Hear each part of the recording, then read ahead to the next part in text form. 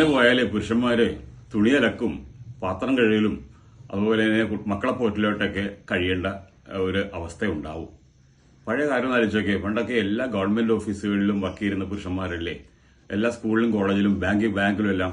അതിനൊരു കാരണം ഉണ്ടായിരുന്നു. കാരണം സ്ത്രീകളെ ആരും ഉന്നത വിദ്യാഭ്യാസം അയച്ചിരുന്നില്ല. അവർക്ക് ആ പ്രാഥമിക വിദ്യാഭ്യാസം മാത്രം കൊടുത്തിരുന്നു. അതുകൊണ്ട് തന്നെ അവരെങ്ങും എത്തിയതുമില്ല. ഇന്ന് കാലം മാറി. ഇന്ന് ജെൻഡർ ഇക്വാലിറ്റിയുടെ കാലമാണ്. അവർ രണ്ടു കൂട്ടർക്ക് തുല്യ അവസരങ്ങളുണ്ട്. ആ അവസരങ്ങൾ ഉപയോഗിച്ച് അവർ പഠിക്കുന്നു, നന്നായി പഠിക്കുന്നു, നല്ല മാർക്ക് വാങ്ങുന്നു. ഹയർ സ്റ്റഡീസിലെല്ലാം അവർക്ക് തന്നെ അഡ്മിഷൻ കിട്ടുന്നു. അത് പഠിച്ച് കോളേജിലെ അധ്യാപകരുടെ ജോലിയും അതുപോലെ ബാങ്ക് ജോലികളും എല്ലാം അവർ തന്നെ സമ്പാദിക്കുന്ന ഒരു അവസ്ഥയിലെത്തിയിരിക്കുന്നു. അവർക്കൊരു നല്ലൊരു പ്രപ്പോസൽ, ഒരു മാച്ചിങ് പ്രപ്പോസൽ ആവാൻ പോലും കഴിയാത്ത ഒരു അവസ്ഥയിലേക്ക് പുരുഷന്മാർ മാറുന്നുണ്ട്.